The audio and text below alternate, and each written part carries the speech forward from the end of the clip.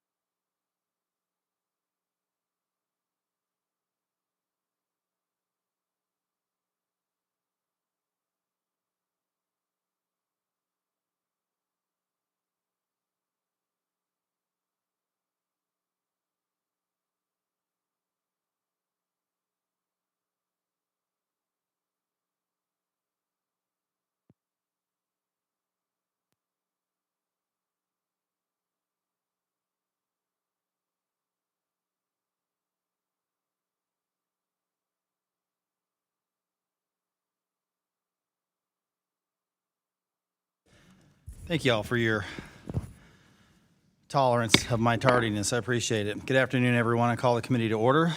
Without objection, the chair may declare a committee in recess at any time. Before we begin today's hearing, I would like to provide a few important reminders. First, today's hearing is being broadcast live on the committee's YouTube channel. This open hearing will be conducted entirely on an unclassified basis. All participants are reminded to refrain from discussing classified or other sensitive information protected from public disclosure. For this event, members will have 5 minutes with the witnesses. I would ask each of my colleagues to keep both your questions and witness answers within those allotted 5 minutes. Time permitting, we will conduct a second round, and any remaining questions will be submitted for the record. Additionally, in the same manner in which the House Permanent Select Committee on Intelligence has conducted itself in past hearings, I expect that we will continue to act in a bipartisan and respectful manner during today's event. I'm confident all members can treat each of our witnesses today with due respect, consistent with past practice. Today's hearing is focused on understanding the counterintelligence fight facing our nation from the lens of the states. Today, we examine the role of state fusion centers in supporting counterintelligence. Further, we'll also hear from our fellow state government officials on what they're doing to address expanding, pervasive, and entrenched foreign threats embedded across the whole of society. It's my pleasure to welcome our witnesses to today's hearing.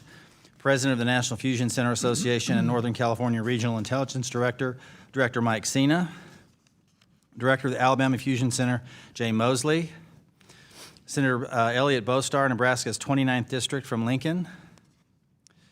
Representative Daniel Alvarez, Florida's 69th District, Hillsborough County. And founder and CEO of State Armor, Michael Lucci. The People's Republic of China has embraced a whole-of-society strategy that extends beyond traditional espionage. Beijing leverages legal investments, supply chains, research partnerships, cyber intrusions, influence operations, and economic coercion to position itself for an advantage long before any traditional conflict ever begins. This is not limited to espionage. Its preparation of the environment and our homeland has become an increasingly contested domain. The scale is staggering. Former Director Wray testified that the Federal Bureau of Investigation was opening a new China-related counterintelligence case every 12 hours, with over 5,000 active CI cases nationwide, half of which were tied to the Chinese government. This also includes transnational repression reaching into our own communities. In 2023, the FBI arrested 2 men running a secret Chinese Ministry of Public Security police station out of a Manhattan office, one of more than 100 such outposts identified worldwide used to surveil and coerce dissidents living on American soil. The PRC is so emboldened and comfortable operating in the U.S. that it established brick-and-mortar establishments to conduct repression of its critics within our borders. Iran and Russia, too, have escalated toward violence. Since 2022, the Justice Department has unsealed multiple state-sponsored assassination plots on U.S. soil, including Iranian schemes to kill a presidential candidate and an Iranian-American journalist, and a Russian-linked attempt against a CIA informant. These are not espionage in the traditional sense. They are foreign intelligence services treating American streets as battle space. To win without firing a shot, the PRC for 2 decades has extended their penetration efforts beyond targeting Washington circles, endangering our states, our communities, and our universities, often gaining access to airspace and critical infrastructure. Much of this activity unfolds in the gray zone, below the threshold of armed conflict or even criminal activity. Put simply, often their activities are legal and deliberately structured that way. Adversaries cloak these efforts as commercial hybrid threats, shell investments, front companies, and seemingly ordinary transactions blending state intent with private cover. This is why we're holding this open hearing, a format not often available in the Intelligence Committee. I'm deeply concerned our next 9/11 level event has already been set in motion in the counterintelligence domain.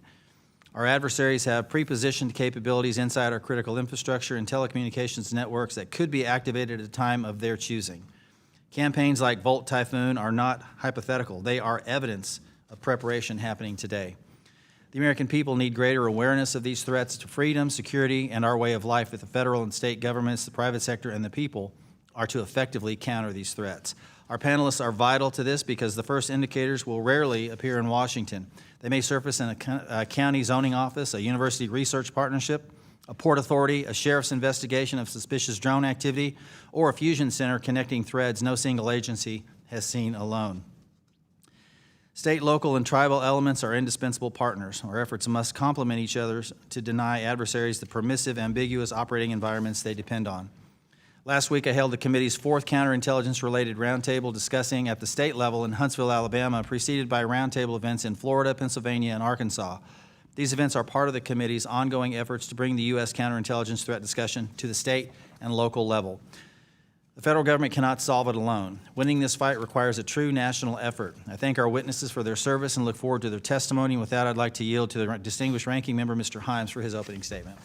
Thank you, Mr. Chairman, and a big thank you to our witnesses for being here to share your expertise with us. In the same way that efforts to counter terrorism threats to the homeland are the shared responsibility of the federal government and state and local governments, efforts to identify and disrupt foreign intelligence threats to the United States must be a joint federal-state endeavor, with each partner bringing its unique understanding of the threat and its distinct legal authorities to the fight. In a country as large and varied as ours, facing a complex array of intelligence threats from multiple countries, counterintelligence simply cannot be the exclusive province of the Department of Justice, the DHS, and in the intelligence community. The title of this hearing captures the fundamental reality that states truly operate on the front lines. Two of our witnesses today represent state-operated, federally supported fusion centers, part of a nationwide network of 80 fusion centers that bring federal, state, and local officials together to identify, share information about, and disrupt threats. The writ of these centers, which were stood up after 9/11, has since expanded beyond counterterrorism to cover counterintelligence. I hope our fusion center witnesses will describe with as much precision as possible in this unclassified setting the types of foreign intelligence threats they are observing in their jurisdictions, how they share information about those threats with the federal government, and whether they are getting the federal support that you need in the form of funding, personnel, and the timely passage of actionable intelligence. Two of our other witnesses today are state legislators who are leading actors on the counterintelligence stage. I hope they will describe the legislation they have filed or enacted to address foreign intelligence threats within their states and the lessons they have learned from that experience. Finally, I would ask all our witnesses to help us understand how they and we can strike the right balance between the need to protect the American people from genuine foreign intelligence threats and the need to attract foreign direct investment, to promote foreign trade, to encourage visits from international tourists, and above all, to treat citizens, legal permanent residents, and visitors fairly, regardless of their ethnicity or national origin. Thank you, Mr. Chairman. I yield back.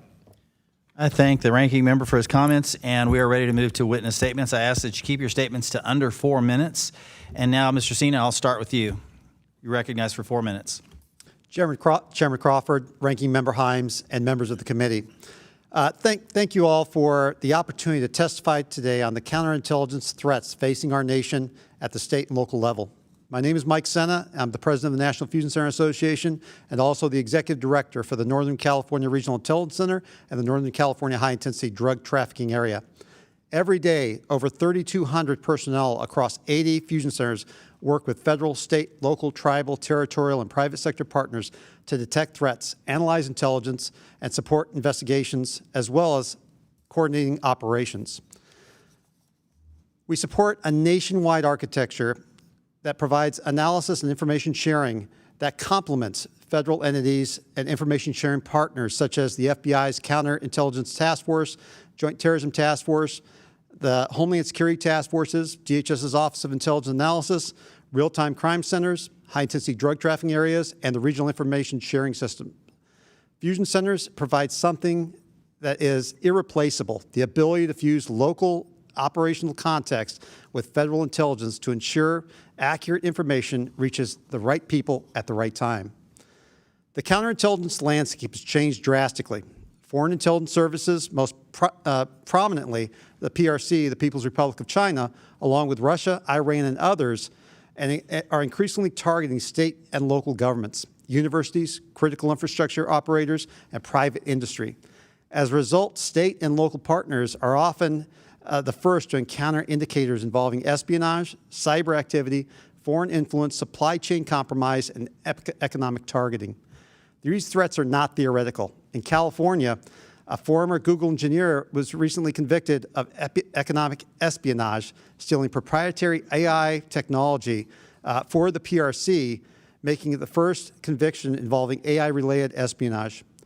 A former mayor in California admitted to secretly acting at the direction of the PRC, spreading propaganda and reporting back to the PRC on the activity and the outreach that propaganda was doing. These cases underscore how foreign intelligence operators now actively exploit the gaps where federal visibility is limited. States are building their own counterintelligence capabilities because current federal information sharing mechanisms and classification barriers often prevent timely access to critical intelligence. Key DHS and FBI systems remain disconnected and cannot support real-time, multi-jurisdictional CI threat coordination. Delays in security clearances, inconsistent grant funding, and insufficient access to federal systems reduce and impede operational readiness. These gaps require modernization. Despite these challenges, state and local partners are rapidly adapting. The NFCA's new Counterintelligence Subcommittee brings together more than 110 members from 23 states to coordinate CI threat reporting, shared analysis, and training. Embedding additional DHS Office of Intelligence Analysis and FBI Counterintelligence Task Force personnel can also significantly enhance coordination and information flow, something I've seen firsthand during the San Francisco 2023 APEC Summit, the 2026 Super Bowl, and currently during the FIFA World Cup games that we've been having in Santa Clara.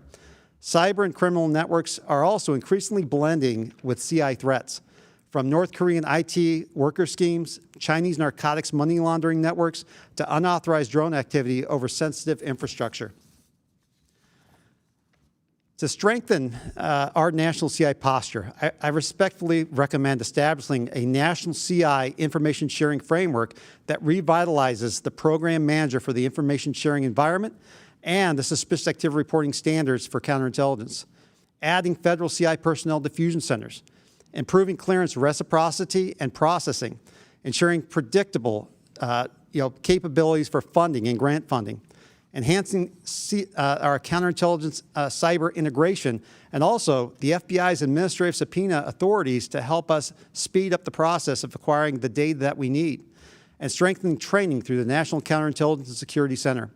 Foreign intelligence services are adapting more quickly than we are, and we must leverage every available resources to fight this egregious threat to our nation's security. States are responding, but they cannot and should not do this alone. Fusion centers can play a central role in connecting real-time local insights to federal intelligence, but only if they have the authorities, access, training, and resources required. Thank you for your attention to this critical issue and to your continued partnership. I look forward to your questions and to our shared work to strengthen America's counterintelligence posture. Thank you, sir. Mr. Mosley. Thank you, Chairman Crawford, Ranking Member Himes, distinguished members of the committee. It's an honor to appear before you today, and an extra thank you to the chairman for coming down to Huntsville. That was a great event last week. My name is Jay Mosley, and I serve as the director of the Alabama Fusion Center and Governor Kay Ivey's Homeland Security Advisor. Thank you for the opportunity to discuss the increasingly important role state and local partners play in protecting our nation from foreign intelligence threats. Counterintelligence is no longer confined to Washington. Foreign intelligence threats increasingly target our states and communities, making state and local agencies a critical part of the nation's counterintelligence enterprise. When people think about counterintelligence, Alabama is probably not the first place that comes to mind, but it should be. Alabama is home to the Port of Mobile, Redstone Arsenal, Fort Rucker, the Air Force's fifth-generation fighter, the F-35, world-class universities, and a strong defense industrial base. These strategic assets make our state an attractive target for foreign intelligence services and demonstrate why states across the country are increasingly on the front lines of counterintelligence. The Alabama Fusion Center is not an investigative agency. We don't duplicate the work of the FBI or the intelligence community. Our mission is simple: to get the right information to the right people at the right time so they can make informed decisions.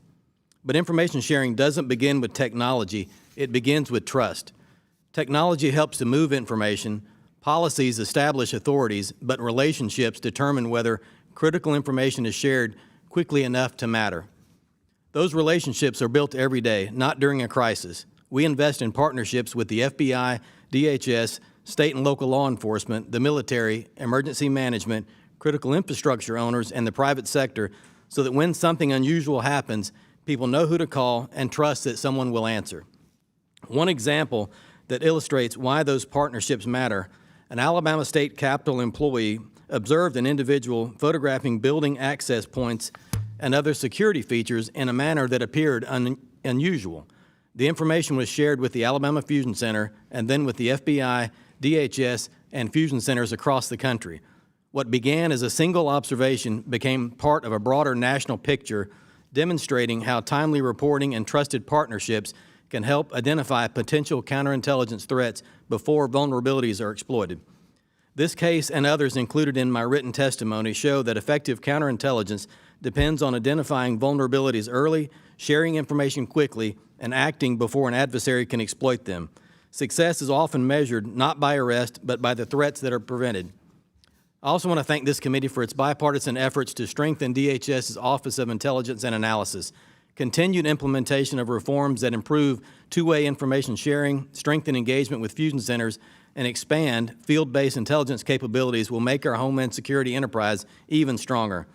As Congress considers the future of our nation's counterintelligence enterprise, I respectfully offer two recommendations. First, continue strengthening the partnership between DHS, INA, and the National Network of Fusion Centers to improve two-way information sharing. Second, sustain investments in fusion centers through Homeland Security grants, training, technology, analytic capabilities, and counterintelligence awareness.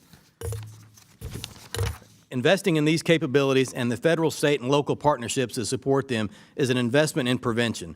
Foreign intelligence services exploit gaps between organizations and jurisdictions.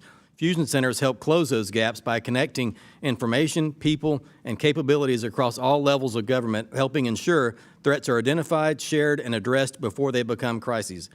Mr. Chairman, Ranking Member, and members of the committee, thank you again for the opportunity to be before you today. I look forward to your questions. Thank you, sir. Senator Bostar. Chair Crawford, members of the committee, thank you for the opportunity to come before you today. Over the last 4 years, in partnership with national security experts and practitioners, Nebraska has passed a slate of laws to safeguard our state against foreign adversaries.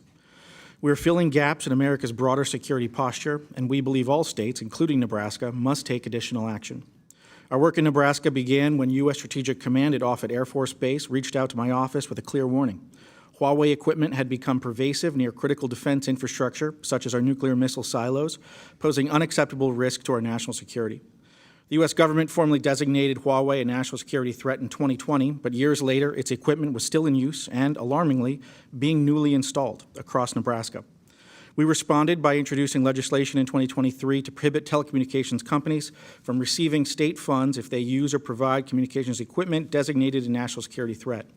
The law also cleared bureaucratic red tape for removing the prohibited equipment.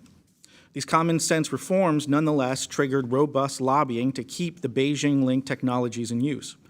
It was our introduction into how foreign adversaries wield influence through their investments, including embedding themselves in trade and business associations, using these respected organizations as both a weapon and a shield. With each passage of legislation, the same pattern recurred. We would introduce a bill to address security threats. Foreign adversaries would exert their influence, often in unexpected ways that revealed something new about their use of economic entanglement, political power, and coercion. We would come back the next session with legislation to address those newly identified tactics, and the cycle continued. As we worked to remove Huawei equipment, we learned of another approach being used by the company to compromise our security. Critical infrastructure executives in Nebraska had been receiving special promotions for free Huawei smartphones, no strings attached. To the executives, it looked like marketing, but it functioned as access, placing adversary-owned hardware into the hands of the people running our grids, water systems, and communications.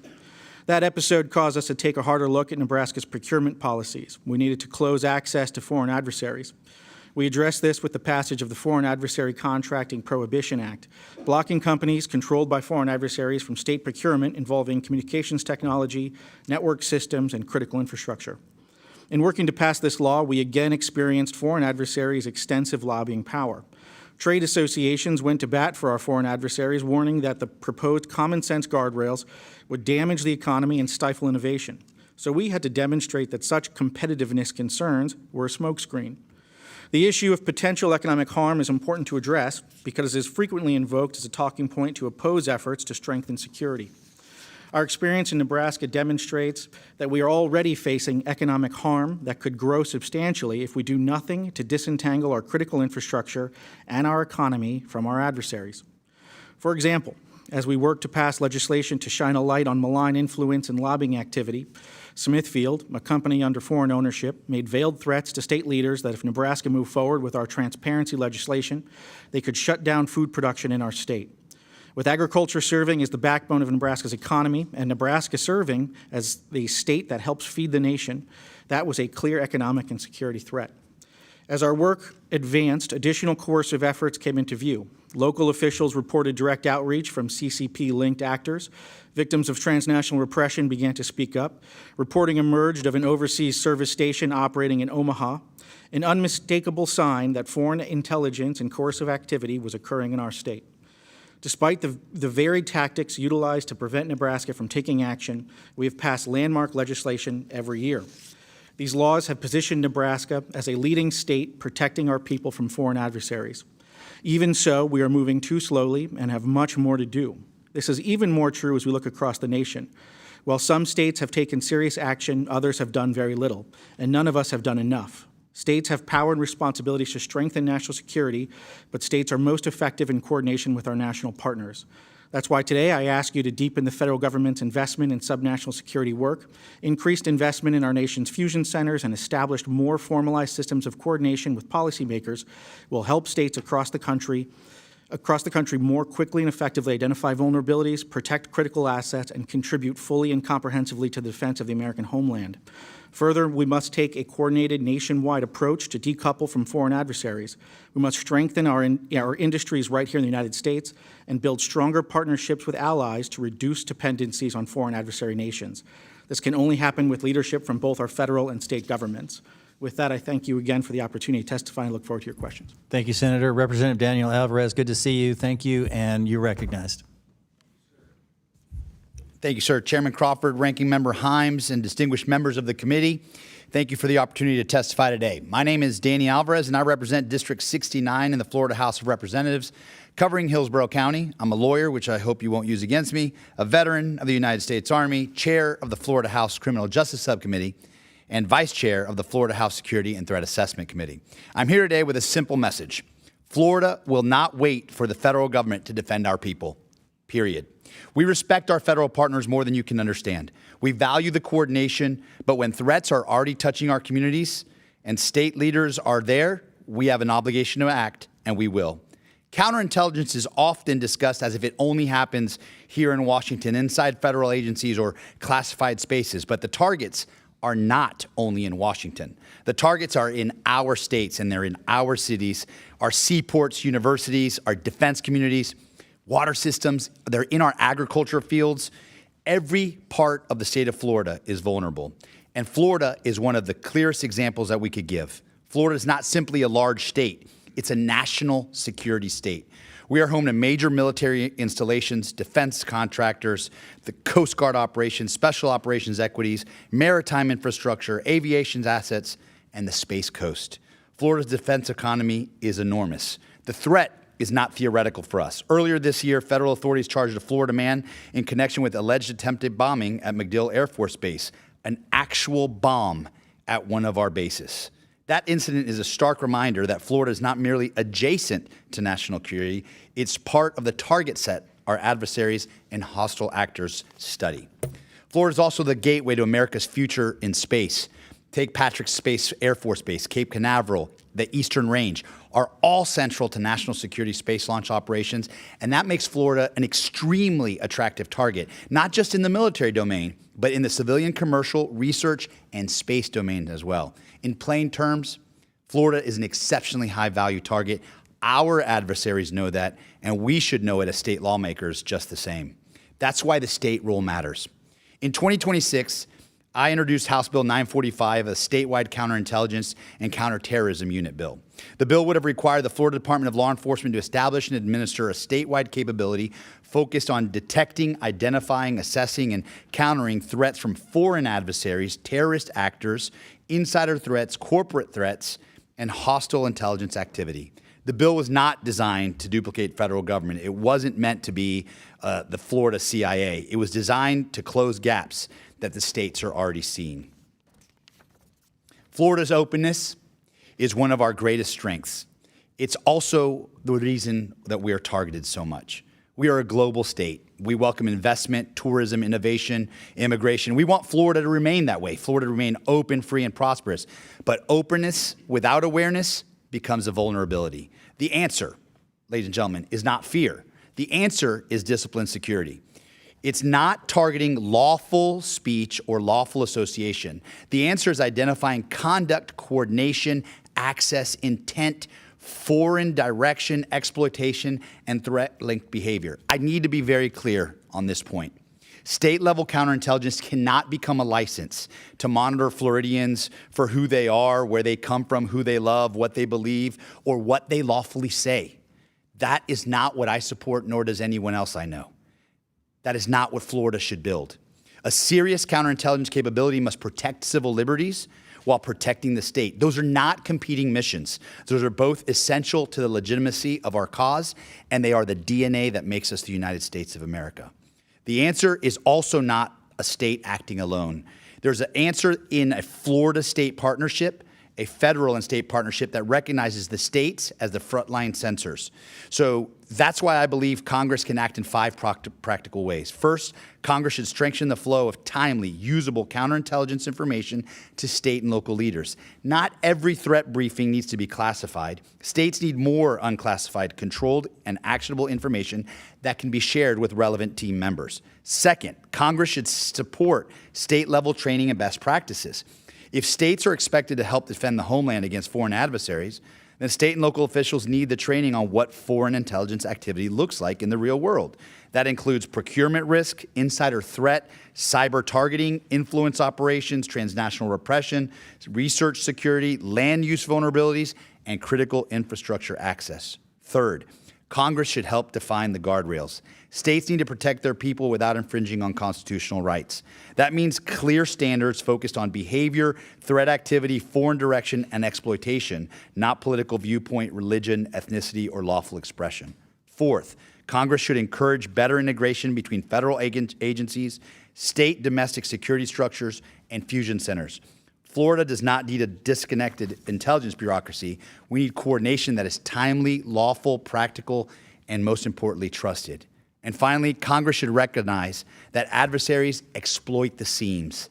They exploit the seam between us and you. They exploit the seam between the public and private sector, law enforcement and intelligence, between the economic development and national security, between our openness and our strategic negligence. Our response has to focus on closing the seams. HB 945 unfortunately didn't become law that time, but I'm not done.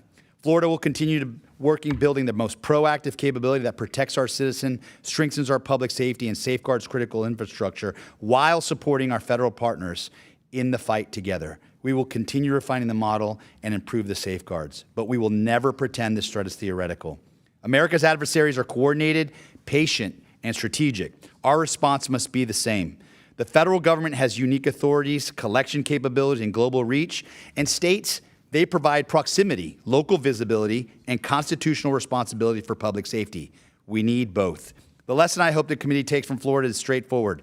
State governments are no longer peripheral to national security. We are part of the front line. Thank you for the opportunity, Mr. Chairman. Thank you, sir. And finally, Mr. Lucci.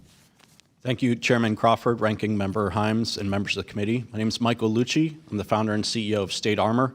We work state by state to help enact protections for critical infrastructure, security measures for supply chains, and work to counter foreign influence campaigns. I'll point to 3 points to highlight the challenges and opportunities of counterintelligence at the state level. First, counterintelligence gaps exist in our federalist system because of the division of powers between the federal government and states. Second, the CCP seeks to exploit these gaps. The infiltration at the state level is significant and cause for alarm. And third, with your encouragement, the states can and should become 50 bulwarks of counterintelligence to close the gaps exploited by the CCP. These gaps exist because we're a massive continental power, an open society, and we divide power between the federal and state level. Yet federal warnings consistently point to significant subnational threats and the need for state action. Jamestown Foundation in 2019 pointed to China pivoting towards the states. Secretary Pompeo in 2020 warned all governors that they are being targeted by the CCP.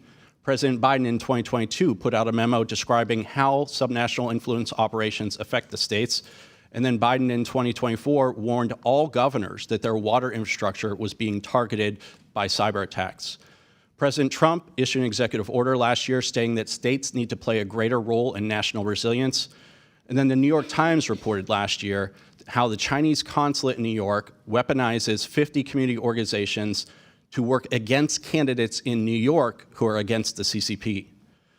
The infiltration is a serious cause for concern. For example, Laughlin Air Force Base, Grand Forks Air Force Base, Whiteman Air Force Base, and Barksdale Air Force Base were all found to have Chinese penetration near the bases, and that was all mitigated by state and local authorities.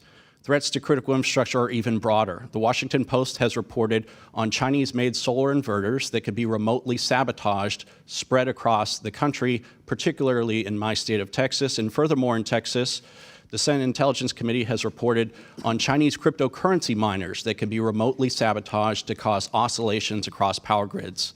That's just one sector of critical infrastructure. Universities are also targeted, and so are state governments and legislatures themselves. Chinese and American businesses lobby in state legislatures for China's interests. United Front-style pressure campaigns flood state houses when states do engage in counterintelligence work. We think that the solution is for states to be empowered to be the first line of defense, to leverage our federalist system and transform states into these bulwarks of counterintelligence.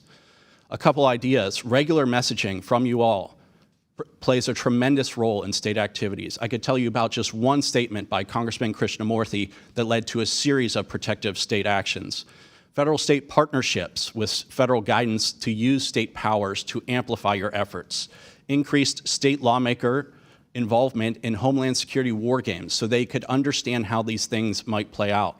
Encouragement for states to match federal efforts, especially when that encouragement could be made on a bipartisan basis.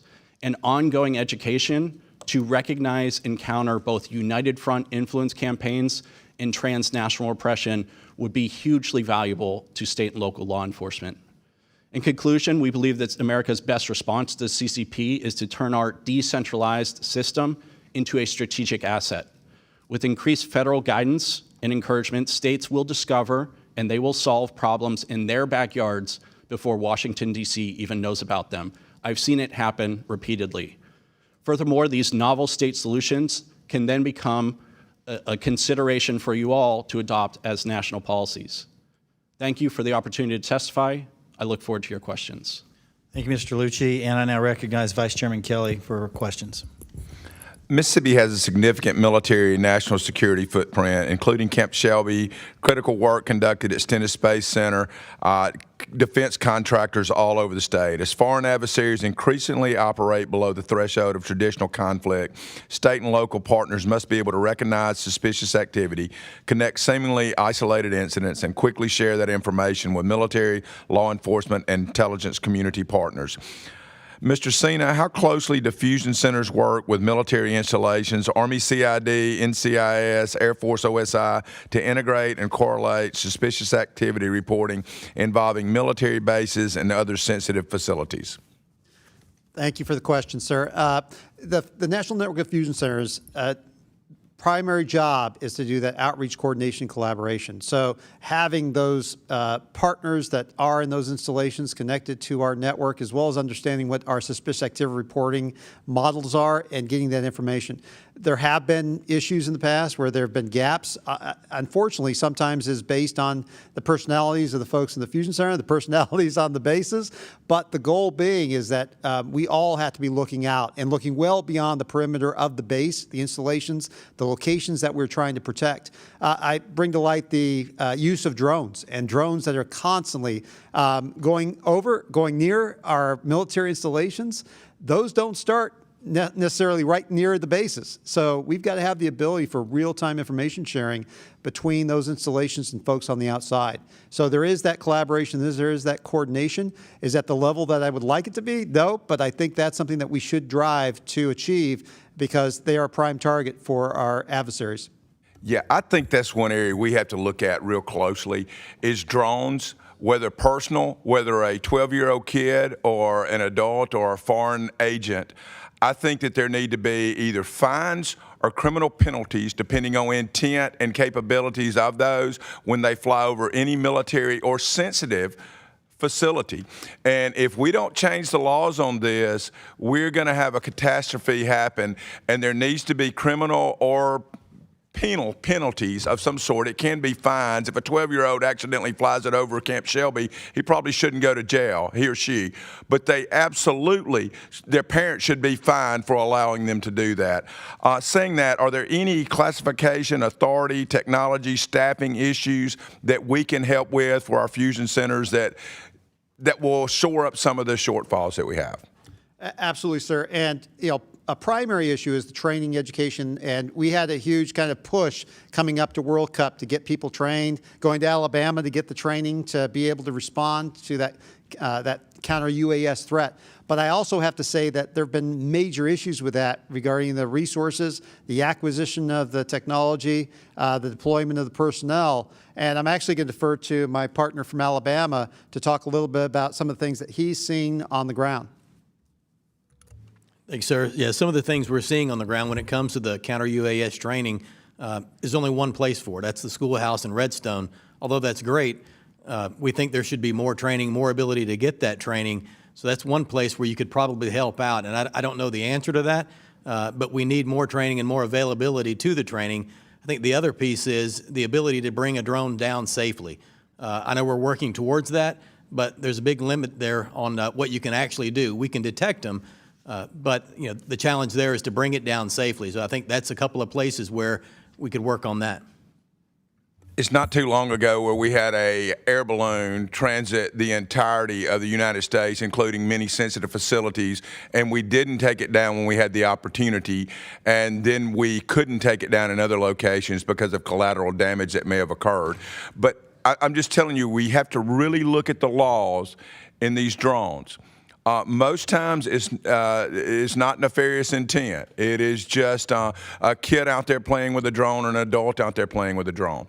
But there have to be consequences when they overfly sensitive areas of the United States, regardless of intent. Now, they don't all need to be criminal. I'm a former district attorney, so I forgive you for being a lawyer. I was a good lawyer. But that being said, we need to really look at it, and I think it's going to take a lot of local input, because we don't have the database of knowing what exactly, and Mississippi is much different than Washington, D.C. and Chicago, Illinois, or Western California or Oregon. And so we really have to have input from the states to make sure that we have laws that comply but also protect us. And with that, Mr. Chairman, I yield back. Gentleman yields. Ranking Member Himes. Thank you, Mr. Chairman. Mr. Mosley, I want to start with you. You said something that intrigued me, which was that we need to, because I'm always looking, by the way, for the oversight here, and it's hard to get what are we doing wrong. But you said we should strengthen the partnership with FBI and with ANI in particular. So put some specificity on that. Are you not getting the information you need? Tell us how we can fix that. Sure, I love talking about that. So are we getting what we need? Yes. Bottom line, yes, we're getting what we need. I'll start with the FBI. We've got 2 field divisions in Alabama. I'll start with Alabama and work our way out. So in Alabama, very solid relationships with the FBI, and it goes deep. It goes to the intel component all the way up to our SACs. A lot of engagement, a lot of discussions, a lot of meetings, working groups, red cell exercises, tabletop exercises, joint products. So we're getting it where we need, but it's not consistent across all 80 fusion centers. So that's where I think you could play a part in that, is trying to work on the consistency of what I receive in Alabama. Virginia should receive it. California should receive it. All 80. So how do we Mr. Senna is nodding there, not unexpectedly. So do we survey all 80 as a committee? Should we survey all 80 fusion centers? How do we fix that? Well, there was a process that we developed in 2017, an enhanced engagement initiative, to kind of calculate where do we have gaps. And it's gone through a number of iterations on the FBI side.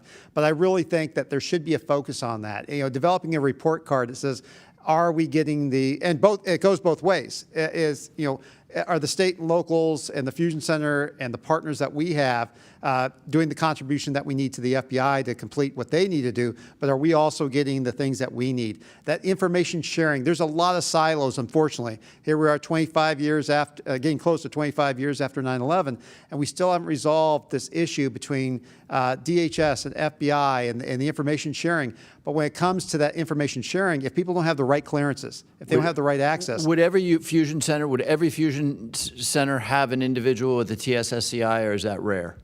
Well, I do have to say that DHS manages the Fusion Center clearances, which are at the secret level, and then at request at the top secret level. But in my center itself, I've had to go to the FBI and say, hey, I need to get all of these folks TS, and in some cases, SCI clearance. And many of them are getting assigned to support, the JTTF, support our counterintelligence task force. But it's an ad hoc. It's not consistent where people are getting TS and SCI access, where most of the counterintel information lies. Okay.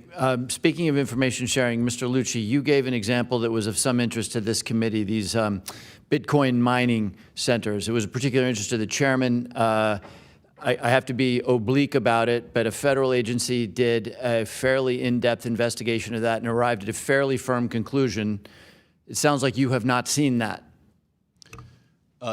Congressman, what I've seen is from the Senate Intelligence Committee in a report last year that described the company Bitmain as a threat. No, I'm referring to an investigative agency that did some work here, and it sounds like it sounds like you haven't seen that report. I've not read that report. Okay, I mean that's an example of, because you're spending time thinking about this. That's an example of a failure, a very clear example of a failure to share information. So what can we do? What can we do to make classified? I understand the challenges, but what can we do to make it? You don't even know what you don't know, right? Because and I'm being oblique about this, but what's the solution to that? Congressman, an example that I gave in my longer testimony, in terms of targeting state lawmakers, if you just have iterative information sharing, maybe through a web portal about whatever the unclassified findings are on this topic or otherwise, Congressman Krishnamurthy one time said one statement about routers that are dangerous that led to a whole series of positive state actions to counter those threats. So just having an information portal that's open source of things that are already happening that you want states to know about would be extremely valuable. Great suggestion. Thank you. That's exactly what I'm looking for. One last question, because I don't have a lot of time left, but the flip side of if you see something, say something, and of really mobilizing here is that we're going to see an analogy to what we saw in the CT world, right? Where Sikhs are getting approached because they may be Al-Qaeda or whatever. Civil liberties are really important. And so tell me, maybe starting with you, Mr. Senna, what are we doing to make sure that overly enthusiastic law enforcement or citizens aren't approaching every individual with Asian features with a camera? Absolutely, and that is a huge part of what we do as far as that suspicious activity reporting. A core element of that is privacy, civil rights, and civil liberties. So they have to have that training that not only says what do you look for, but what do you have to balance as far as those key indicators. And photography, a prime example. Taking photographs is not illegal. But it's the context, it's how it's done, and you have to approach it in a certain way when you're doing your follow-up and your investigation. Is this training you're referring to, is that broadly mandated to local law enforcement? I will tell you it is not. And we have started to get it in some areas, in actual police academies and other locations where people are being trained, but it is not broadly disseminated to everyone out there. Number of centers are reliant on Homeland Security grant funds, but we have seen even this last cycle, funds not getting to where they need to be, and some centers actually not getting their funding at all. So this becomes problematic when you don't have the funding to do the training, but that's part of the training that we have to get out there, is that how do we protect the rights that Americans have in this country? Yeah, I appreciate that, and very much appreciate the testimony of our sibling legislators. That's an area where I think we could probably work together. We got to make sure that we're not creating unfriendly communities just because we're attuned to the threat. Thank you. Yield back. Thank you. I'm going to recognize myself real quick here. Director Senna, I know that a National Fusion Center Association event recently, FBI Deputy Director Reyes spoke about expanding the Bureau's support for fusion centers. Are you seeing that? Any meaningful changes there? Federal engagement, resources, information sharing since that commitment?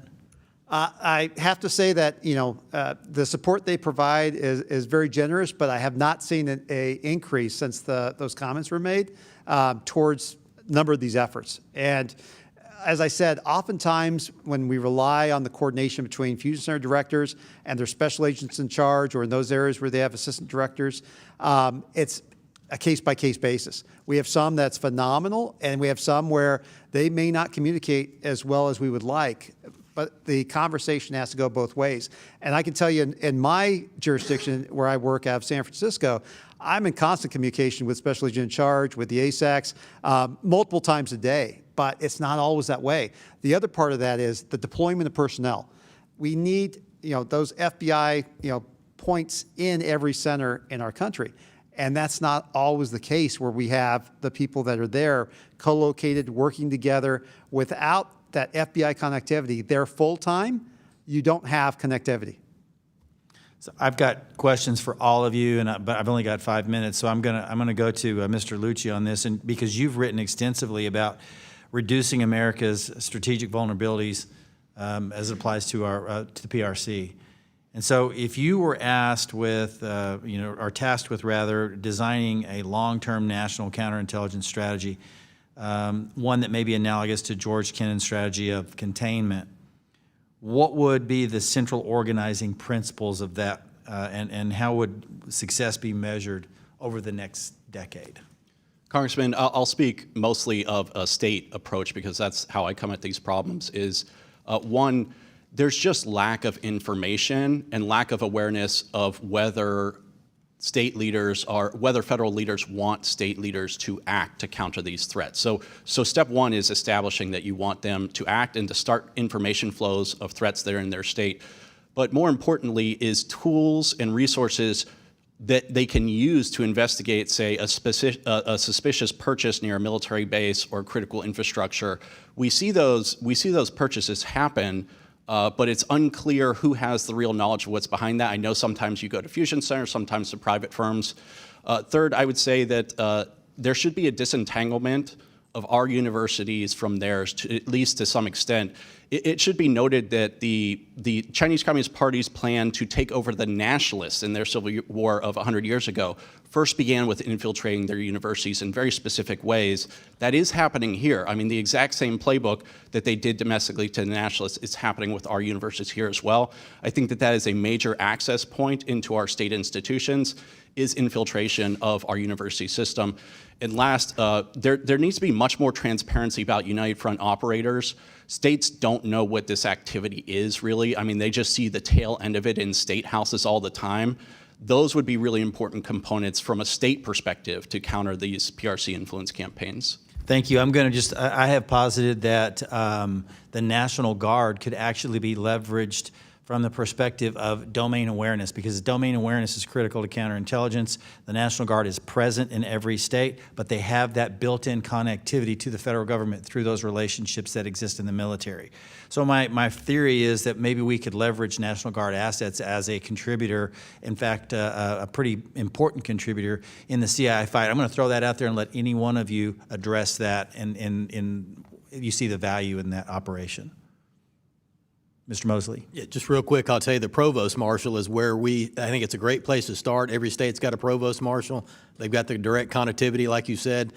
We've got a good relationship with ours, but you also have turnover. But as long as there's a continuous turnover where they're briefing the next one, I think that's a good place to start, and that's a good idea you've got. And as a person who has 22 National Guards members assigned to Counter-Drug Task Force who do a phenomenal job, the Guard has got exponential capabilities and resources that should be taken advantage of. Very smart folks out there that have experience in training, and those that have the CI training, getting them engaged to help support absolutely as much as we can, because our adversary is attacking us every day, every way that they can, and we need to leverage every single resource that we have, including the National Guard. Danny? Thank you, sir. The Florida National Guard actively right now operates 90 days on average out of the year. That's their deployment route and scheduling. And so we've done that in other mission sets. So the CI one is a natural extension of a capability set that they have, and they would get into that fight if we gave them the mission set. And I think it's a brilliant idea because we've trained them, we've paid for it, and they're itching to use the knowledge to defend the homeland. So let's get them in the fight. Outstanding. Senator? Thank you for that question. I think absolutely the National Guard is an appropriate avenue to pursue for this work. But one thing I'll add is the National Guard lives in the executive branch. The fusion centers live in the executive branch. One thing that we need to be deliberate about is applying that connectivity between state executive branch government entities and the legislative branch, because the policy component is so important and is, I fear, too often overlooked in how we can move the ball forward in the counterintelligence space and protecting our residents. Gotcha. Thank you. Mr. Carson. Thank you, Chairman. Fusion centers rely on DHS's Office of Intelligence and Analysis for federal personnel and timely threat information. But the administration is now proposing cuts and a major reorg of that office. My friend Jim Himes is tired of hearing me say this, but I'm still the only member of Congress to have served in a fusion center. And I love him for it. He's so patient. He's so patient. But I am concerned that these changes could weaken the system that our state and local partners rely on. Mr. Senator, Mr. Mosley, would these proposed changes, or anybody for that matter, would these proposed changes make it harder for you to detect and essentially stop foreign threats? Yes, absolutely. And you know, our partners at DHS-INA are the only branch within the executive government that has that responsibility for coordinating with state, local, tribal, and territorial partners. They are not an investigative agency. They're there to do analysis, to support intelligence. And if we lost those bodies, you know, the field, I know that they want to strengthen the field, but we need a backbone at headquarters. You know, you can't send out a whole bunch of soldiers in the field without command and supply chain backing them up. It will fail. And I got to tell you that every place needs more INA personnel that are supporting them. And we still, I've got promises from DHS-INA that we have vacancies in places across the country where they don't have an INA person, but they said they're going to get those people out there by September. I'm going to hold them to it, but sir. we need more people, not less. Yes, sir. Yes, sir. Senator. Thank you, Mr. Carson.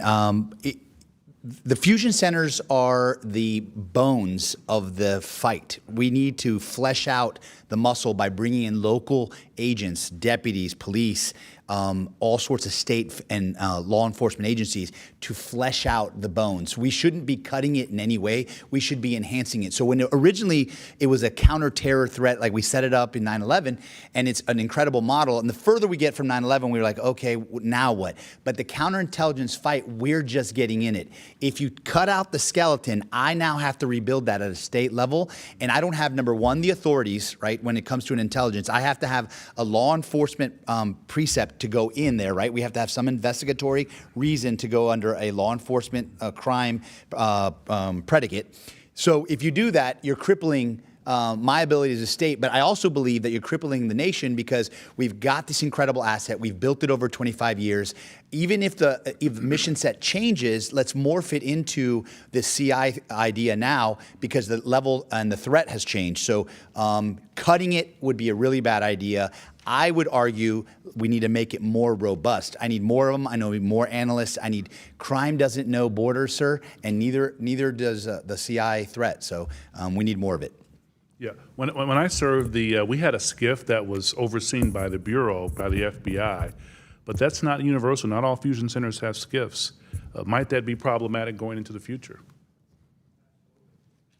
Yeah, I'll just real quick. Yes, it would be, and you're right. All don't have it, or all have an outdated one. We've got a really nice one, but it was built by DHS, and we're lucky to have it. But they don't all have it. Yeah. And back to your INA question. So, like, we need more out in the field. We've had a vacancy in our shop for going on a year now, and I know they're trying to get it filled, and they say they will, and I believe them that they will. But when you've only got one in a fusion center, and that person's retired, on leave, they've gone, or they're deployed to the southwest border, whatever it is, we're vacant. And like Director Senna said, that's the only agency statutorily required to share classified information with state and local. Out of the whole IC, that's the only one, so we can't cut it. We need it in the field. Yes, sir. Thank you, Chairman. I yield back. Thank you, Mr. Carson. Mr. Scott. Thank you, Mr. Chairman.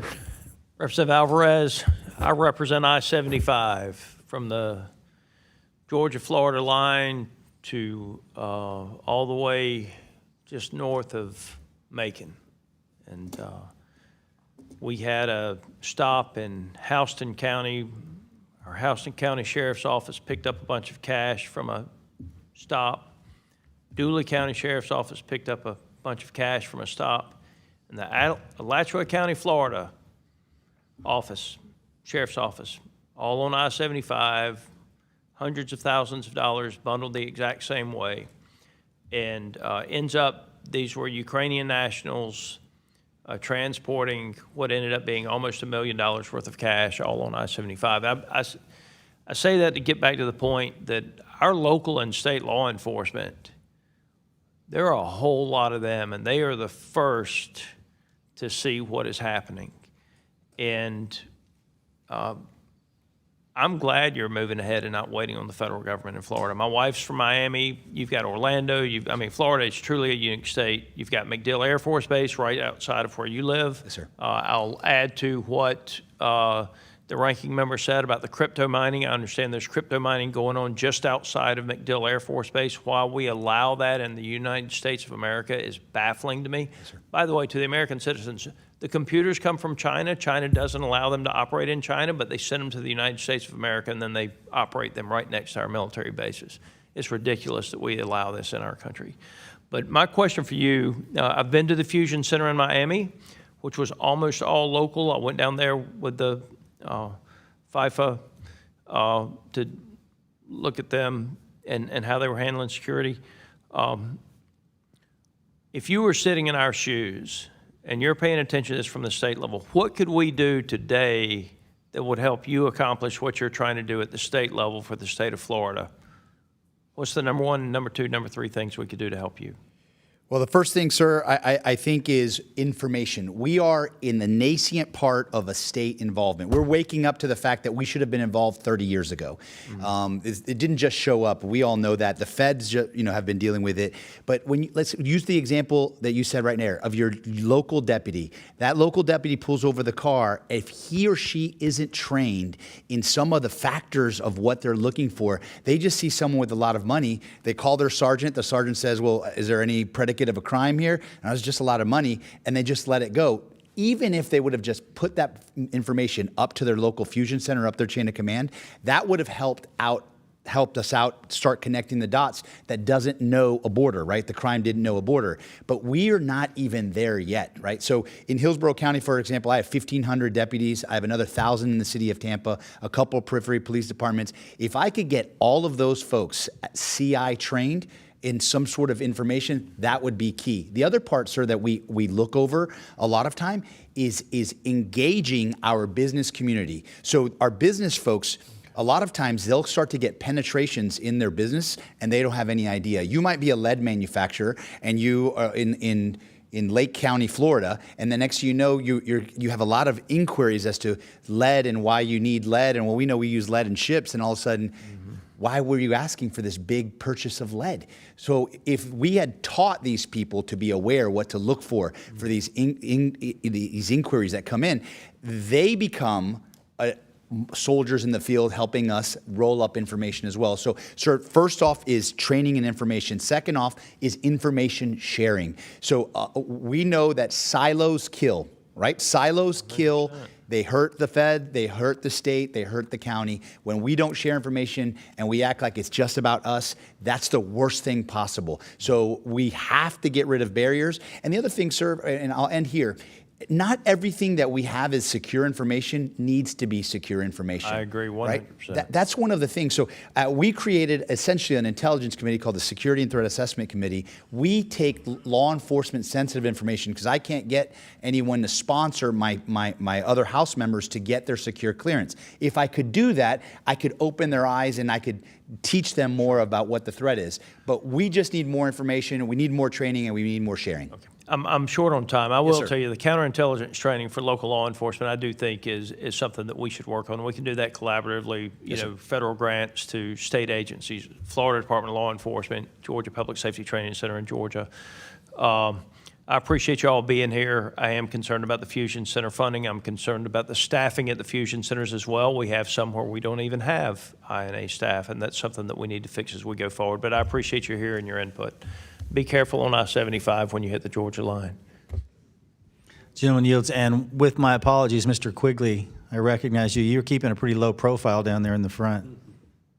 That whole average height thing. Thank you. Director Senator, at the beginning you talked about barriers and disconnected systems. Could you do a little deeper dive exactly what you're talking about? What are the exact barriers to this being more effective? Well, over the years, systems have been developed at the federal level, and I call them silos of excellence because, they are not connected to each other. Out of design, out of coordination, out of who the audience that they believe should be in those areas. So just between DHS and the FBI, we have the Homeland Security Information Network at DHS, as well as the Homeland Security Data Network for classified information. On the FBI side, they have, and I should also mention on the HISN side, there's also the HISN Adobe Connect for real-time information sharing, so actually more than one system there. And then on the FBI side, you have the Law Enforcement Enterprise Portal Virtual Command Center. You have the eGuardian system where the tips, leads, and kind of threats that come through, they're being triaged, go into, but none of those systems connect to each other. And what you end up having are analysts that, even during major events, are having to simultaneously post things. And I use this example all the time. During our Super Bowl, we had 7 different systems that were live with different pieces of information in it. That means that from a user perspective, you have to have the same information go in sometimes 7 different times into systems just so you can reach the audience that you're trying to reach. The other barrier in that is that there is a differentiation on the FBI side in their world of who's allowed into their spaces, which is focused on law enforcement. But there's a whole community outside of law enforcement that needs to be part of this information sharing environment. And then when you start talking about the more classified material, that is going to be oftentimes what we're going to find within our counterintelligence realm. You're going to talk about top secret and SCI clearances that people would need to have to even access the data if they could get to it. So with all of these systems and the lack of connectivity, I've recently had some very good conversations with leadership at DHS-INA and FBI CJIS Division about how do we move towards a future vision of what collaboration looks like, so that way we are not pointing people in these silos and with an inability to actually find things sometimes. How do they connect? Who connects them? Is it, what's the platform? No, but what's the platform between states and the Fed and between states? How would that work in the best of circumstances? I mean, even at the unclassified level, and I use this example during the World Cup, is that we at least came to some agreement to actually be able to use a platform that FIFA agreed with, their FIFA Intel team, where we combined Microsoft Teams, because majority of states have it. There are a few Google states, but majority of folks had the Microsoft Office 365 suites.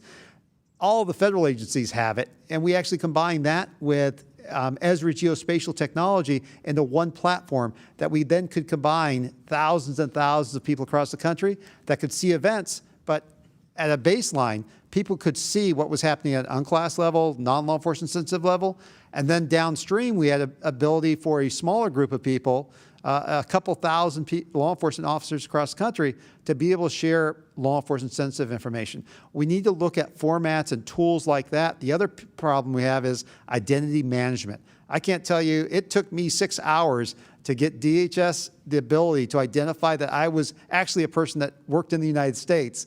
I mean, true, my identity is a little obfuscated because of the work I used to do in law enforcement, but they ultimately had to sign me up as a foreign agent to be able to log into the system.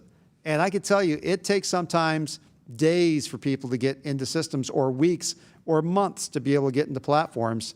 And then their password changes every 90 days, so then they potentially get kicked out because they have to refresh their password. I'm currently waiting for my password reset through the mail because I need to reset my password. It's not your pet's name, is it? No, not that. All right. Well, look, much longer answer, but I appreciate that. No worries. It's a complex mess. Got it. Thank you. Gentleman yields. Mr. Hill. Thank you, Chairman. I really appreciate you convening this hearing. I think it's great to have these viewpoints from our states.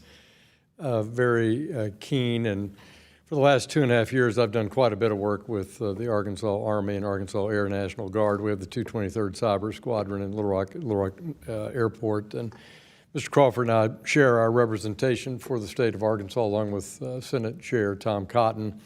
So we're certainly attuned to this CI risk, and I just wouldn't disagree with a thing I've heard today from colleagues on both sides of the aisle, but I want to narrow this to the topic that the chairman raised about the National Guard, because I've really been benchmarking this in other states.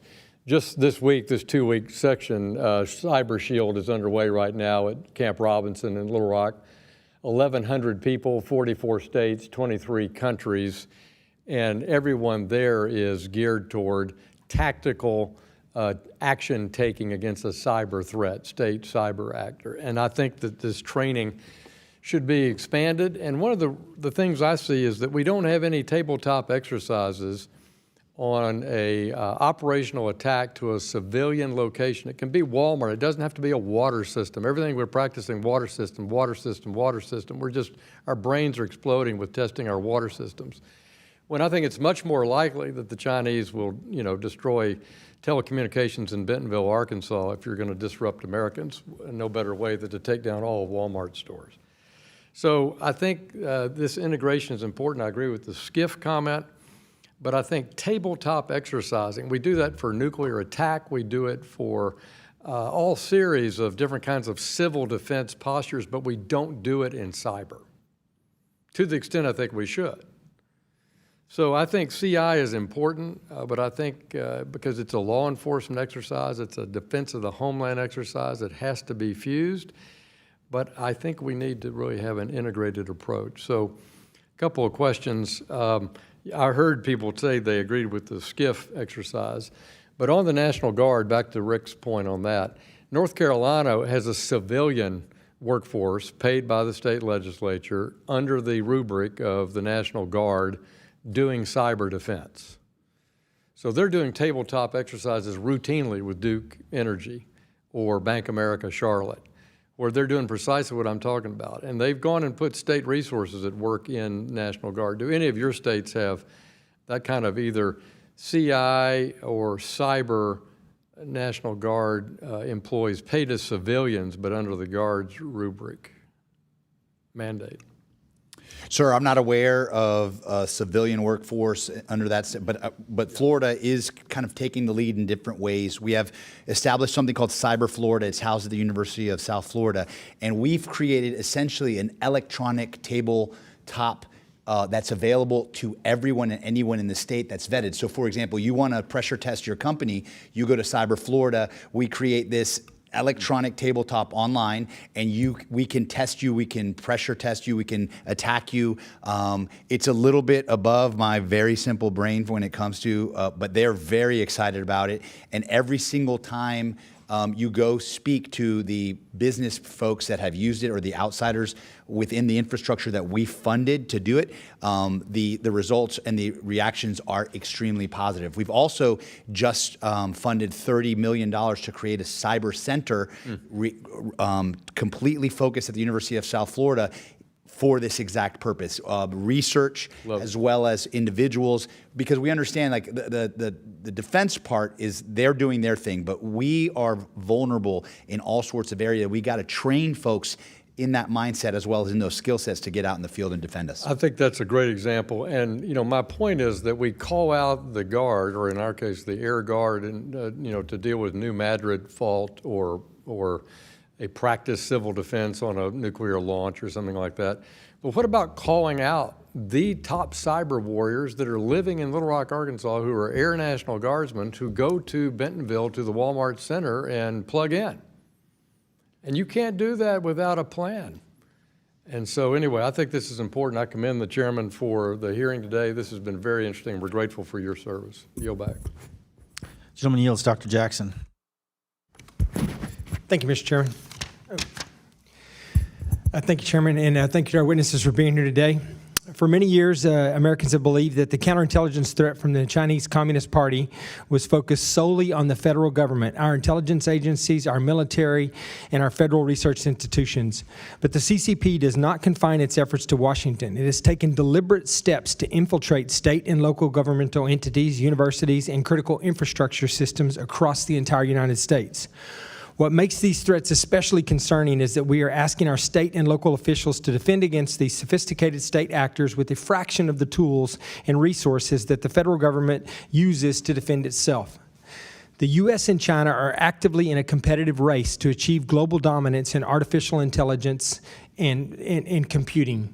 Winning this race is imperative for America's ability to maintain its economic and national security dominance. Mr. Senate, my home state of Texas has recently seen a massive increase in AI data center development and energy infrastructure projects, as I'm sure all of you have in your home states as well. However, these huge economic investments have also seen a significant amount of scrutiny regarding water usage, rural development, and power grid strain. Have you seen instances of foreign malign influence, China in particular, affecting the public perception of data center developments across the U.S.? How, and if you have, how is this happening at the local level? Can you describe to us here exactly how this is taking place? Because it seems like it's taking place on a very, very basic level. It's making its way into city government, city council discussions, things of that nature. It's completely changing the public perception of what's going on and turning the American people in these communities against data centers, which, as I just mentioned, we are going to have to find a way to develop and compete. You know, and I have to say that at every level of state and local government, we're seeing foreign malign influence.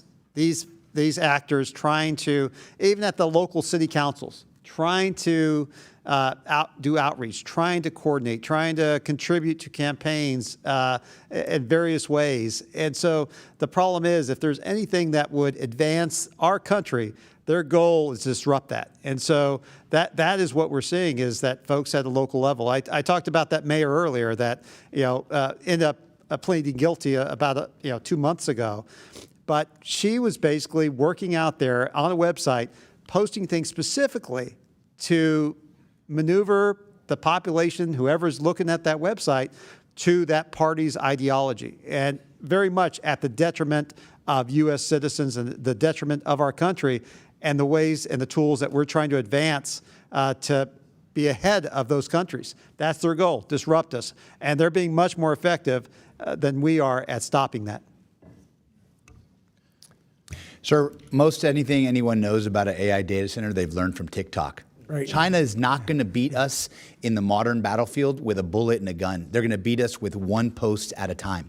And the reality of the matter is, we go back to the very question I answered before for Mr. Scott. It's about education. Most people don't know they are the receiver of a foreign operation against them to influence their mind. If I win your mind and you can come out against that data center, and I'm not saying that some of those things aren't true. The reality is, what I'm saying is, I don't know what to believe anymore, because I don't know if the data you're giving me is a Chinese operation to work against me because they're trying to build their AI data centers while they work against us, or not. And that is the real problem here. So we go back to we have to get to the building block of education, telling people that we aren't simply best friends with China. That's not where all of our stuff comes from. They are an active worker against us. They are the enemy on many fronts, but most people don't even know that. And so when they see that TikTok, they're like, man, they're using a lot of water. Within 10 years, they won't even be using water, because the scaling of those centers will be so small, because the data processing is so fast and so big on a smaller scale. But the entire time, the Chinese are building and we're not. Yeah, I agree with you. And education is a huge part of it, because even I didn't know that it was happening at the local level until I started hearing about it in large numbers from them, and started digging into a little bit about where's this coming from, and then realizing that it was coming from Facebook and from TikTok. But there are people out there that are being paid, that are on salary somewhere, that are being paid to start this and get this misinformation project up and moving. And I think that we have to be able to find these people as well and figure out what they're tied to and how they're tied to the PRC or some other malign actor, and figure out a way to stop this as well. Well, sir, so I'll give you another example. When I ran that CI bill about creating the CI team, it sailed through the first two committees almost unanimously. But somewhere along the way, someone sends me a post that Danny Alvarez is trying to create the Jewish secret police to come after your personal private information and your political thought. I blew it off as a laugh, right? Because it was like, that's so crazy. Why would anyone believe that? They then sent to me at the end of the session, about a month later, it had over 9,000 shares, not likes, shares. That means 9,000 people believed it enough to pass it along. That's the kind of stuff we're talking about. They don't need to beat us on the battlefield if they beat us before we even get there. Yeah, I agree. Thank you. I guess we get some educational efforts set in front of us that we need to address. And my time's expired. Thank you. Mr. Crenshaw. Thank you. Thank you all for being here. Counterintelligence is historically focused on traditional hostile actors, a spy in our midst, but it's very different now. And it's very hard to distinguish between what, if a Chinese businessman is doing activities like buying up land, leasing storage units, contracting with a trucking company. From my perspective, I see what that is. That's preparation of the environment. But that's what the new counterintelligence threat is. And how are you guys dealing with that? And is that kind of training? Is that knowing what to look for? Does that exist at fusion centers? I guess this question might be for Mr. Sena. And that has actually been, over the years, we have blended that counter-intel threat, because the same things that we're looking for suspicious activity related to a counterterrorism threat, the elicitation, the surveillance, all those things click a number of boxes that need further investigation, further follow-up. But who would have thought a person in the middle of a cornfield repeatedly going out there early in the morning would draw anyone's attention, until someone actually went out there and talked to the person and found out that they were stealing the corn to send it back to China. I mean, those are the things that we miss if people don't look or know what to look for. How many times are those opportunities to intersect with a counterintelligence threat missed if that officer, that person out there in the field, doesn't know the right questions to ask? And we've had that happen. Cops have sat there and talked to 4 different people in the car with 4 different stories of what they were doing. And so those are the clues. And that's the hard part. These actors are operating within legal limits. It's difficult. So, related to that, how's our information sharing ecosystem? There's a lot of this information is coming from local governments, online university settings, and then of course there's the information sharing with, say, the National Counterterrorism Center. How is that going? On a scale, I see many lanes right now where we've fallen behind. I mean, I've been doing this since September 11th as far as the Fusion Center business. And I've seen some of the things. I mean, we've had huge leaps and bounds in the first 10 years, first 15 years, but especially over the last 5, I've seen some of the things breaking. I've seen some of the things that we had previously that aren't there anymore. Even on the counterintelligence side, I used to go to the to the National Counterintelligence and Security Center and brief 300 people on the importance of what fusion centers do and how you should connect. They had videos that they made about how these foreign actors are coming into the country and taking advantage of us. But nobody's watching those videos. So not good. Not where we need to be. Okay. Not really. And I guess related to that, it doesn't sound like analysts that operate in these fusion centers are maybe receiving enough strategic context or classified information from federal partners. Would you say that? I think that was a good foundation of why our group started out in September of 2023 to actually share information across fusion centers related to counterintelligence information. Number of reasons: classification, lack of training. But our own personnel said we need to do something. Bottom line is it needs to improve. Absolutely, sir. Mr. Lucci, can you describe in more detail what you saw with the Chinese interference in Texas legislative efforts? Congressman, September 10th, 2024, there was a hearing in Tyler. That hearing ended because of a cyber attack. That I don't know the sourcing of the cyber attack, but the hearing was the Texas CCP committee on September 10, 2024. The cyber attack took over the live feed. It played a number of very unseemly things over the live feed, and then the committee actually just got shut down. Wow. I've heard that there is potentially a bomb threat. Another date I would point out, April 2, 2025, when the legislature was in session, not in interim, there were 11 bills heard on one day in Representative Cody or Representative in a committee on Homeland Security, and those 11 bills were objected to by Chinese nationals across the board who spoke to these bills.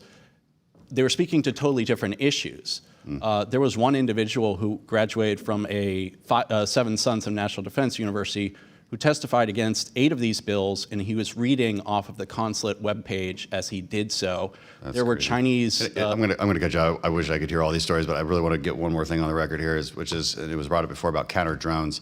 It's apparent to me that local law enforcement nor private owners of critical infrastructure have the legal ability to deal with drones if they come into their airspace, correct? This is a huge problem. That's correct. Correct. Yes, that is correct, sir. Big problem. Thank you. I yield back. Mr. Fallon. Thank you, Mr. Chairman. Yeah, so when the hearing began, I was listening very carefully to what the chairman said, what the ranking member said, what all the witnesses said, and I didn't disagree with literally anything that any of you said. I fully agreed with it. And I got to thinking about where the fusion centers began as, to kind of root out and protect us against terrorism, right? And then it became this counterintelligence threat because of the rise of primarily China and the fact that they have this incredibly large economy, second largest in the world, and they have resources the Soviets never had. And that really gives me pause. So when I think about if I were in Beijing, what would I do? And I don't want to delineate the exact things because maybe I'm giving them an idea. Probably not, but they're pretty slick at what they do. But I don't think it's science fiction to think that a country with these kind of nefarious intent and the resources would be planting sleeper agents in the country, particularly when we had such a porous border over the last 4 years, and looking at how to attack infrastructure if we ever got into a hot war with them. God forbid if they cross the straits. Transportation, energy, food and water supply, comms, and other critical infrastructure. Americans, and putting Americans that are either powerful or creating Americans that are powerful to put them in those positions and use them as friends of China, whether they're useful idiots or they're knowingly collaborators. And or in using any and all means at their disposal for corporate and tech espionage, which I think they're doing in large measure on the West Coast particularly, and also exploiting birthright tourism. And of course, influencing their elections as well. They don't need to get in a hot war, nor is that their intent. We got briefings on that were non-classified years ago, that they would rather see the decay and malaise, if you will, to use a Jimmy Carter term from a very long time ago, the American malaise, and chip away at us, divide us, balkanize us. Divide us on gender and class and race and religion. And I'm going to tell you, and I share something with you, and it seems like it was an epiphany for me. The World Cup, you had the Mexican national team. They're playing in Mexico City. They played the Mexican national anthem. And every single one of those players had their hands on their hearts, and they were singing that national anthem with pride. They were proud to be Mexican. If you don't have Americans that are proud to be American, like with that kind of enthusiasm, you will lose this republic. And not today, not tomorrow, but you eventually will. And that's another reason why the Chinese communists are using their soft power in K through 12, but specifically in the universities. So, Mr. Lucci, I want to talk to you a little bit about this birthright tourism exploitation that they really seem to be doing at scale, a coordinated abuse at scale in Saipan. And did you testify in June in a committee hearing? Yes, sir. And was it China Select Committee? Yes, it was. Were you accused of racism? I was, yes. Yeah, I just saw the clip. I stepped out and I wanted to see the clip, and I thought it was absolutely ludicrous. I don't really want to get into that per se. But talk to me a little bit about the scale that we're talking about in Saipan. And I think it's mostly the Northern Mariana Islands and what China's doing. So the first issue is I believe they have visa-free travel there. Yeah, and I think that's separate from birth tourism. That's they can stay as long as they want, right? There's no restriction? Well, or is it 3 to 5 years? It's a long time. They could go in there, then they could fly to the continental United States. So it's an open door to our entire backyard. And then it's, do we catch them? I've seen estimates 750,000 to 1.5 million, essentially born of Chinese couples, but then brought back to China. And 1.5 up to 1.5 million. That was from a Senate House Judiciary Committee of March this year, where they discussed those numbers of. This isn't birthright. This is birth tourism, which has very low support amongst the American people. Yeah, right. Birthright and this is an abuse of really birthright tourism. You're talking about bringing someone that's pregnant and bring them to the country, they have the child, and they immediately go back to home country, right? That's what we're talking about. Right. Yeah, and then that person, that child is raised in that foreign state, which is an adversary nation to the United States. That's right. Would you have the same passionate feelings if they were Russian? We look at who you all define as federal adversaries, China, Russia, North Korea, Iran. So Russia is? Russia is, yes. Yes, and you would have that same apprehension if you had, say, 1.5 million Russians that were born in the United States and then immediately brought back to Russia, which is a foreign adversary. If a lot of Vladimir Putin's friends were coming over here and getting citizenship that way, I think they don't have the United States' best interests at heart, do they? It would be a significant concern. Would I call you a racist if that were the case? How dare you bring more white people over here and then get them back there? It makes no difference, right? That's right. I think that was disgusting that you were accused of that, considering your personal journey as well. And again, we don't need to get into it, but it's unfortunate when some people are running for president what they'll do. But you're talking about protecting the United States homeland and all of its citizens, including the millions that are ethnically Chinese, correct? Those are the main targets, and I think that that needs to be made clear. I mean, the Chinese leader has made clear that he wants to leverage the Chinese diaspora within the United States and other countries. And so the way that works is they surround and abuse people who speak out against the regime, and they reward people in the United States who favor the regime. New York Times covered this, 50-some organizations sitting in New York to make sure anti-CCP candidates in New York cannot get elected, in America. Cannot get elected. Yeah, they do it domestically. They're going to do it internationally as well. No surprise. This happens all over. Unfortunately, my time's up. Thank you very much. And thank you to all of you for the great work you're doing. Mr. Chairman, I yield back. Mr. Krishnamurthy.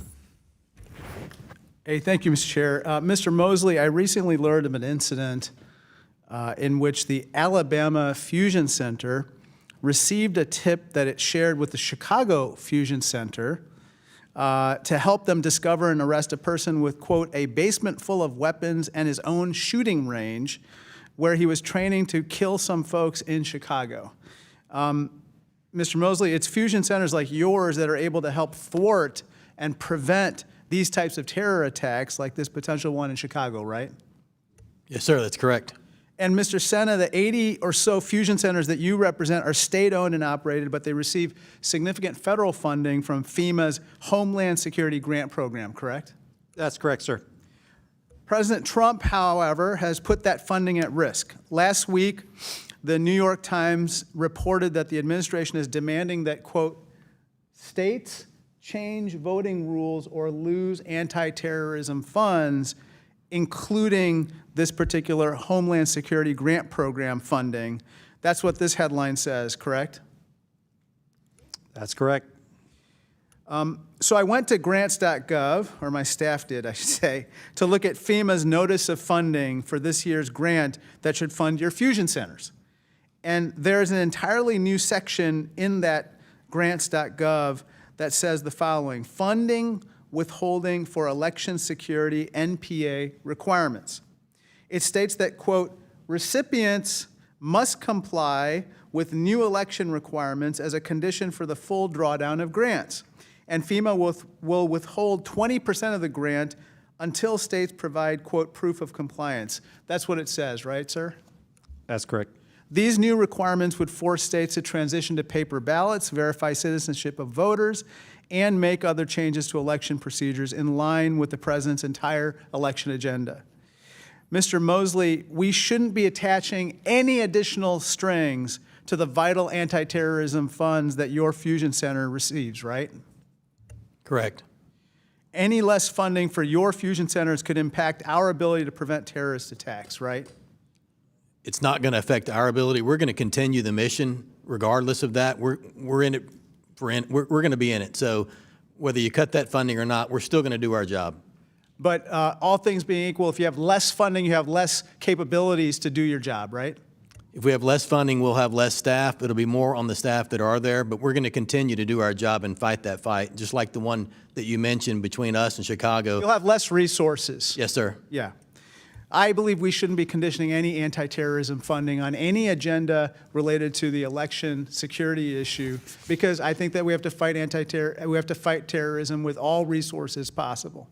Let me transition to my next topic. President Trump announced that tomorrow he will hold a primetime address regarding election security. Reuters and New York Times reported that Trump will discuss, quote, voting machines and may declassify documents to raise concerns about potential foreign interference.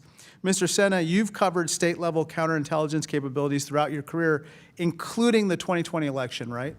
That's correct, sir. In a 2021 National Intelligence Council report, the intelligence community reported that, quote, it has no indications that any foreign actor attempted to interfere in the 2020 U.S. election by altering any technical aspect of the voting process. That's what the IC concluded, correct? That's correct. And, sir, you don't have any evidence contradicting the NIC, or the National Intelligence Council estimate, correct? That's correct. Because there is none. If the president were really concerned with foreign countries attempting to interfere or influence our elections, He should be increasing federal support for security, not scaling it back. The Election Assistance Commission is one federal agency created by Congress more than 20 years ago to help state and local officials conduct elections, including training them on the latest voting technology. But Mr. Senna, last week, Politico reported that Trump ousted the remaining members of the bipartisan election commission ahead of the midterms. You don't dispute that, right? I saw that, correct. And take CISA, our federal agency for cybersecurity and infrastructure. The president actually created CISA in his first term. Isn't that right, Mr. Lucci? Congressman, I assume that's correct. I don't really track who created CISA, though. Okay. I operate at the state level. Okay. According to VoteBeat, Gentleman's time's expired. Mr. Stubbe. Mr. Mosley, does Alabama have voter ID? Identification required to vote? Yes, sir. So to Mr. Krishnamurthy's point, you wouldn't lose any federal funding, is that correct? That's my understanding, yes, sir. Mr. Cena, California, if the president's announcements today, tomorrow, Wednesday's Thursday, if his announcement tomorrow is regarding the Georgia election fraud and the declassifying of documents, you're from California, right? I am, sir. So you would have absolutely zero knowledge whatsoever of anything that occurred in Georgia, is that correct? That's correct. Thank you for that. All right, moving on to Mr. Alvarez. First of all, thank you for being in Tampa for our event for HPSCI. Yes, sir. Can you describe what your CI is supposed to look like and do? Yes, sir. So FDLE is divided over 7 regions. We were going to put one team in each region, 13 members. To become one of those members, you had to have a CI background. Either you had to have some experience at a federal or a state level having done that. And then those 13 members would be made up of actual agents in the field, analysts, and then as well as cyber analysts as well. That is going to operate in tandem with state and federal resources. And one thing that was very important, sir, to point out is they were dedicated only to CI. They could not be cross-used for anything else. You know, they couldn't take them to go do a DUI or to do some sort of any other work other than CI related. The focus is to protect that area. And is this the only CI-related idea that you're running or considering? No, sir. We're actually going extremely granular. The list of bills that we're considering is we're going as granular as unifying 911 centers so that we can have operational battle space vision and communications ability.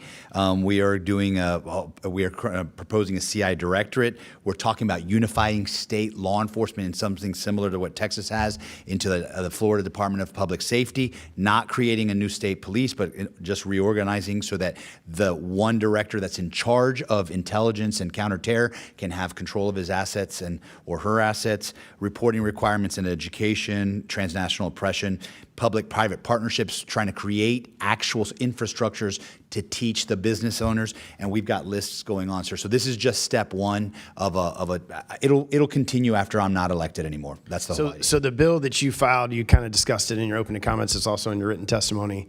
It didn't pass this year. I assume you're intending on filing that next legislative cycle. What was the challenge? Was the House the challenge? Was the Senate the challenge? Was people just not understanding what the issue was? Can you just walk me through the politics of that? No, sir. We ran out of time. So at the end, did you make it through all your House committees? We made it through 3 out of the 4. So on the 4th one, we ran out of time and the session ended. That's what happened.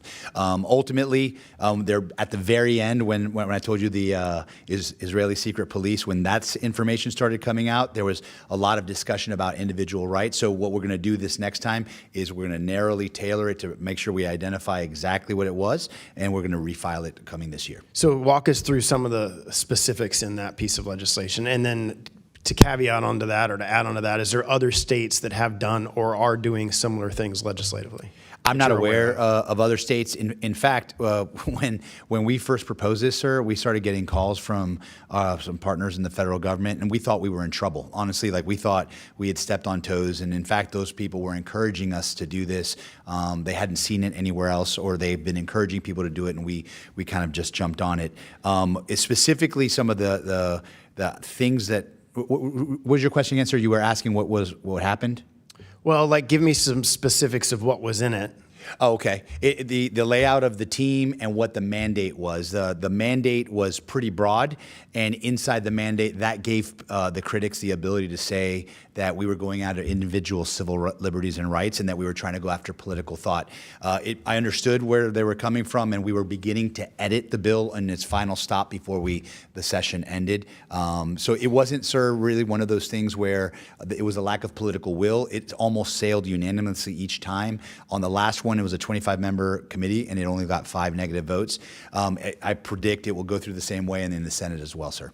And so I only have a little bit of time left, but the state of Florida requires voter identification. Is that correct? Yes, sir. So the state of Florida wouldn't risk losing any federal funding as it relates to the president's Not that I'm aware of, sir. All right, I yield back. Gentlemen, yields, I want to thank the witnesses for being here today. It's been very enlightening. Appreciate your support. Oh, Mr. Fitzpatrick, I'm sorry, I didn't mean to, you snuck in here. Mr. Fitzpatrick, you're recognized. Thank you, Mr. Chairman. Senator Bostar, thank you for being here today. The PRC is actively infiltrating state and local political offices and leveraging lobby groups and other proxies to conduct influence operations domestically here at home. Can you describe some of the more aggressive or sophisticated tactics that you have witnessed to undermine lawmaking, specifically at the state level?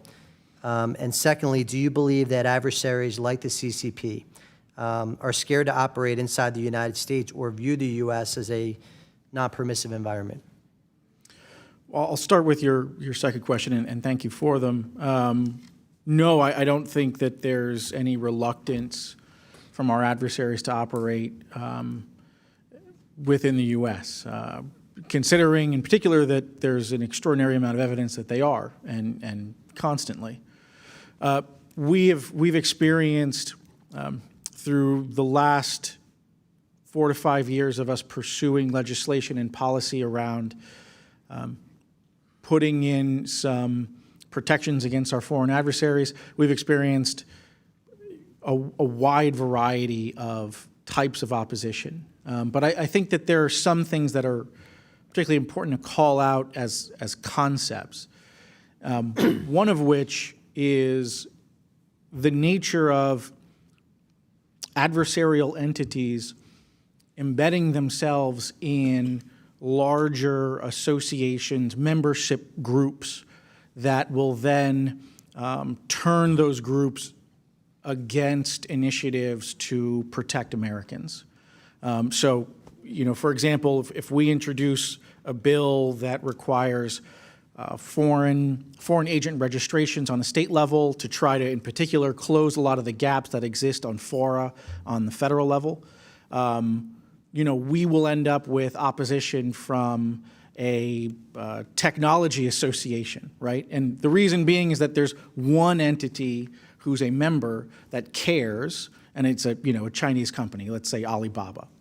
And whereas no one else cares, right? The other companies that are involved don't care. But the way it tends to work is if someone cares, if someone wants to bring opposition to a policy and no one else is particularly interested in that policy, then that whole organization stands in opposition. And so we face an incredible amount of pressure where groups that we will normally work with and that also are made up of entities that we work with every day are then read in and interpreted as being opposed to common sense policies that we might try to pursue in order to just provide some more guardrails. But the list of activities is long. Thank you, Senator. Mr. Lucci, obviously counterintelligence and securing our nation must be a nonpartisan effort. It's evident through your work and the work of legislatures across our country that we are seeing good bipartisan support for CI. Can you highlight some of the most effective legislators that you've seen advancing bipartisanship and making proactive CI legislation, which is making our state safer? Well, Congressman number one is right down there. Senator Bostar is a Democrat, works with the Republican governor, passing the most effective legislation across the country. In the states of Texas and Florida, the most important legislation on higher education and many other bills had bipartisan sponsorship in both of those states. In many of the states, I remember the vote counts in Texas a lot better, but like in the Senate, 29-2, lots of votes like that, similar in the House. And so when there's clear objectives, clear leadership, and clear knowledge, and that's what we keep coming back to today, clear knowledge of the threat, there's really good unity around these issues. And I would just close with that is the more that you all can tell state leaders about what these gaps are and that they ought to take them on, they will just start going and they'll accomplish things that go beyond what you set them out on to begin with. Thank you, sir. Mr. Chairman, I yield back. Gentlemen yields. And with that, I want to thank the witnesses once again for being here. Very enlightening. Look forward to working with y'all in the future on this issue. Very important to our national security. And with that, this briefing is adjourned.